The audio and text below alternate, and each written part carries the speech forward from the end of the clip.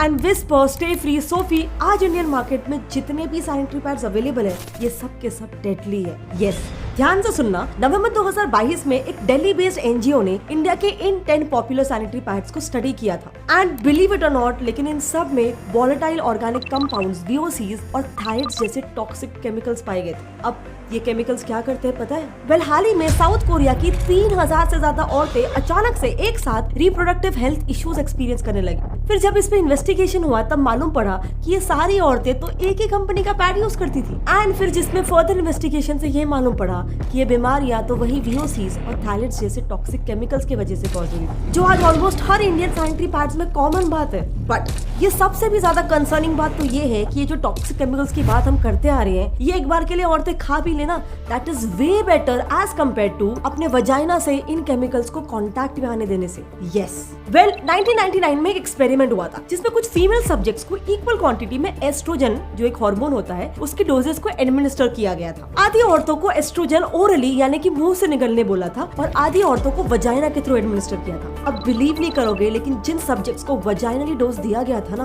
उनके ब्लड में oestrogen level 10 times higher था एज कम्पेयर टू वो औरतें जिन्होंने इसे ओरली पिया था। कहने का मतलब है कि जो वजाइना की स्किन होती है बहुत ही ज्यादा सेंसिटिव होती है और बाकी के बॉडी के स्किन के कंपैरिजन में ये बहुत ज्यादा पर्मिएबल भी होती है, एब्जॉर्बेंट होती है। एंड इसीलिए डॉक्टर्स खुद ये कहते हैं कि वजाइना के स्किन पे कोई भी केमिकल टच करना उस केमिकल को खुद खाने से भी ज्यादा डेंजरस है। So now you get it right, सवाल लिटरली भारत की आधी आबादी की जान का है, लेकिन इसके बावजूद इस इशू पे इतना केयरलेसनेस क्यों? देखो, एक छोटे से एग्जांपल से समझाती हूँ। So as it turns out कि इंडिया में सैनिटरी पैड्स का केमिकल कंटेंट के लिए कोई क्लियर रेगुलेशंस है ही नहीं। इनफैक्ट इंटरेस्टिंगली, अगर आप सैनिटरी पैड्स का पैकेट देखोगे ना, तो उस पे इंग्रेडिएंट्स का लिस्ट ही नहीं होता है, क्योंकि सैनिटरी पैड्स को मेडिकल प्रोडक्ट की कैटेगरी में इंक्लूड किया जाता है। बट वेट, लूपहोल प्रोसेस का ये है कि मेडिकल प्रोडक्ट्स को इंग्रेडिएंट लिस्टिंग से छूट है एंड यही तो है इसका सबसे बड़ा स्कैम। लेकिन यार एक प्रॉब्लम है, ये सब जितने भी इश्यूज है ना, ये सारे के सारे तो सिम्टम्स है। अगर हमें इस इशू को हमेशा के लिए फिक्स करना है तो हमें बीमारी की जड़ पर हमला करना पड़ेगा। बट बीमारी क्या है? पीरियड्स को लेकर मानसिकता। आप बिलीव नहीं करोगे, लेकिन हिस्टोरिकली औरतें पैड्स की जगह पे क्या यूज करती थी पता है? मिट्टी, राख, इवन मॉस। इसके बाद अलग अलग टाइप के कुछ मेंस्ट्रुअल रग्स या फिर क्लॉथ यूज होने लगे जिनको क्लीन करके रीयूज करना पड़ता था। बट ये ऑब्वियसली स्टेबल नहीं रहते थे, सो कुछ समय बाद इसके लिए कुछ ऐसे सैनिटरी बेल्ट्स भी मार्केट में आ गए थे। अब इसे देख के ही मालूम पड़ा कि कोई भी इससे कंफर्टेबल कैसे रहेगा। सो ये कंफर्ट के इशू को ही फिक्स करने के लिए इन्वेंशन हुआ सैनिटरी पैड्स का, जो कि इंटरेस्टिंगली वर्ल्ड वॉर 2 के दौरान कुछ नर्सेज ने किया था, वो भी आदमियों के लिए। देखो, घायल सोल्जर्स को ट्रीट करने के लिए उस समय सेल्यूकॉटन नाम का एक एब्जॉर्प्टिव मटेरियल यूज होता था। तब कुछ नर्सेस को रियलाइज हुआ कि ये मटेरियल तो मेंस्ट्रुअल ब्लड को भी सोक करने के लिए एकदम परफेक्ट है। एंड ऐसे ही the first sanitary pad was made and then slowly 1970s तक आज जैसे सैनिटरी पैड्स यूज होता है, जो स्टिक ऑन पैड्स वाले होते, वैसे भी मार्केट में कमर्शियली आने लग गए थे। बट पैड्स इन्वेंट होने के बावजूद भी, फीमेल हाइजीन का ये इतना इंपॉर्टेंट प्रोडक्ट होने के बावजूद, पीरियड्स और पैड्स हमारे सोसाइटी में एक बहुत इंपॉर्टेंट टैबू थे। इनफैक्ट पीरियड्स ये शब्द ही नेशनल टेलीविजन पर पहली बार सीधा 1985 के एक एड में आया था। कोर्टनी कॉक्स, आई एम श्योर सब जानते हैं, फ्रेंड्स की द फेमस मोनिका कैरेक्टर, इसने इसे फर्स्ट टाइम टेलीविजन पे ये वर्ड को यूज किया था। Remember, there's a feeling with Tampax. It can actually change the way you feel about your period. In fact आज भी क्या आपने नोटिस किया है, बहुत समय तक सैनिटरी पैड्स के एड्स में ब्लड को रिप्रेजेंट करने के लिए ब्लू जेल जैसा लिक्विड दिखाया जाता था। And if you think about it, एक टॉप सैनिटरी पैड्स के ब्रांड का नाम भी विस्पर है। I mean, क्या आपको ये आयरॉनिक नहीं लगता?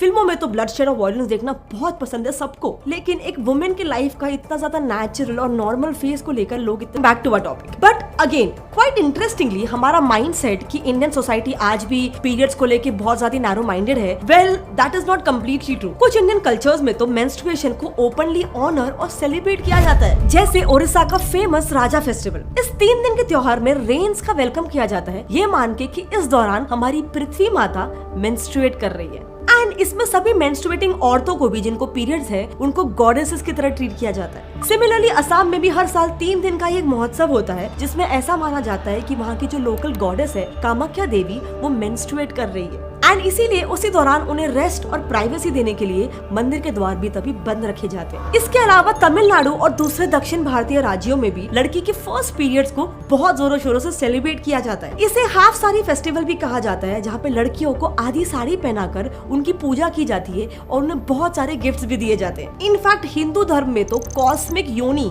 यानी कि वजाइना को यूनिवर्स की शुरुआत का एक सिंबल माना जाता है एंड इसीलिए हमारे धर्म में योनि पूजा भी बहुत प्रेवलेंट है। So basically my point is कि हमारे कोई भी वेदास या फिर कोई भी हिंदू स्क्रिप्चर्स में ऐसा कहीं भी एक्सप्लिसिटली नहीं कहा गया है कि जो मेंस्ट्रुएशन होता है वो एक बहुत ही बुरी या फिर बहुत ही इम्प्योर चीज है। बट इस सब के बावजूद भी आज हम सबको पता है हमारे कल्चर में मेंस्ट्रुएशन को लेकर टैबू है ही। अब हाल ही में हुए एक इंसिडेंट को ही ले लो। इसमें बिहार के एक स्टूडेंट ने एक IAS ऑफिसर को एक सिंपल सा सवाल पूछा। हर कुछ के लिए तो सरकार देती ही है, जैसे कि पोशाक का, छात्रवृत्ति, तो क्या मतलब 20 और 30 रुपये का ये जिस पर नहीं दे सकते हैं? अब इस सवाल पर उस IAS ऑफिसर ने ये जवाब 20 और 30 रुपए का इस पर भी दे सकते हैं, कल को जीन पैंट भी दे सकते हैं, परसों को सुंदर जूते क्यों नहीं दे सकते हैं, नर्सों को वो नहीं कर सकते। और अंत में जब परिवार नियोजन की बात आएगी तो निरोध भी मुफ्त में ही देना पड़ेगा, है ना। सैनिटरी पैड जैसे बेसिक नेसेसिटी को लेकर हमारे देश के एजुकेटेड इंडिविजुअल्स का ये ओपिनियन है, उसे सीधा जीन से कंपेयर किया जा रहा है। एंड माइंड यू, इसके रिगार्डिंग स्टैट्स भी बहुत कंसर्निंग है। इंडिया में 70% गर्ल्स अपने फर्स्ट पीरियड्स आने पर मेंस्ट्रुएशन क्या होता है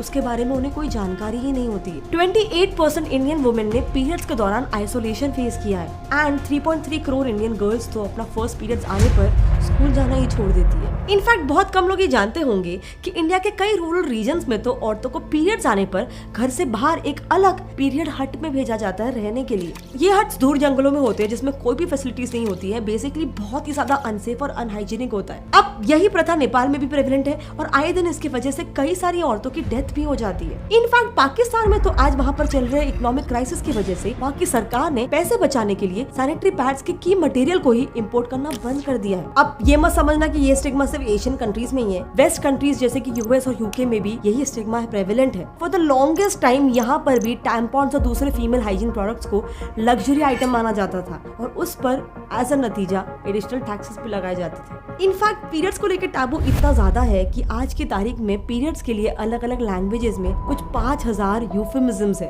यानी कि कोड वर्ड्स एग्जिस्ट करते हैं। जैसे इंग्लिश में से कोड वर्ड दिया गया है शार्क वीक, क्योंकि the pain is as bad as a shark bite. Get it? French में इसे कहते हैं लेस एंग्लिश ऑन डबाक। मेरा फ्रेंच इग्नोर करना, लेकिन इसका मतलब है the English have landed. And India के कई सारे रीजनल भाषाओं में भी पीरियड्स के लिए कुछ कोड वर्ड्स एग्जिस्ट करते हैं, जैसे कि हिंदी में कभी कभार इसे कहते हैं महीना चढ़ जाना, तमिल में इसे कहते हैं पुरातु आई और मलयालम में पुराता कुका। दोनों का मीनिंग है आई एम आउटसाइड। मराठी में इसे कावड़ा शिवण्याला कहते हैं, यानी कि कौवा छू के चला गया। Now as funny as it may sound, लेकिन माय पॉइंट इज कि जब all over the world and specially हमारे देश में ही इस बायोलॉजिकल प्रोसेस को लेके इतना ज्यादा स्टिग्मा, इतना टैबू, इतना शेम अटैच्ड होगा, तो क्या सही में आपको लगता है कि कोई इस मुद्दे पर बात भी करना चाहेगा?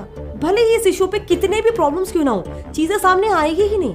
एंड ये बात, जैसे मैंने कहा, लिटरली आधी इंडिया की आबादी की जान की हो रही है। इनमें मौजूद इतने डेडली केमिकल्स होते हैं। चलो पहले स्टार्ट करते हैं थैलेट से। सैनिटरी पैड्स को क्लीन और वाइट अपीयर करवाने के लिए उसे ब्लीच करना पड़ता है एंड उसी के लिए यूज किए जाते हैं ये थैलेट्स। ये पैड्स की सॉफ्टनेस और फ्लेक्सिबिलिटी भी बढ़ाते हैं, लेकिन थैलेट मॉलिक्यूल्स की प्रॉब्लम ये होती है कि वो प्रोडक्ट से बाउंड नहीं रहते, जल्दी से डिटैच हो जाते हैं एंड इसीलिए वो बॉडी में भी जल्दी से एब्जॉर्ब हो जाते हैं। अब लंबे समय तक इसका एक्सपोजर होने पर ये reproductive, neurological and even cardiovascular problems cause कर सकते हैं एंड इन फैक्ट ये ब्रेस्ट कैंसर जैसे डिजीजेस से भी लिंक्ड होते हैं। नेक्स्ट है VOCs, यानी कि वॉलेटाइल ऑर्गेनिक कंपाउंड्स, जो कि पैड्स को बेसिकली एक अच्छी फ्रेग्रेंस देते हैं। ये इजीली इवेपोरेट होकर वजाइनल स्किन में बहुत अच्छे से एब्जॉर्ब हो जाते हैं, लेकिन इसके लॉन्ग टाइम एक्सपोजर से पैरालिसिस और मेमोरी लॉस जैसे न्यूरोलॉजिकल इफेक्ट्स तक हो सकते हैं एंड वर्स्ट केस सिनेरियो तो अगेन वही है, कैंसर हो सकता है। अब ये सब के अलावा पैड्स में पेस्टिसाइड्स और प्लास्टिक्स भी पाए जाते हैं। ऐसा कहते हैं कि सैनिटरी पैड्स को लीक प्रूफ बनाने के लिए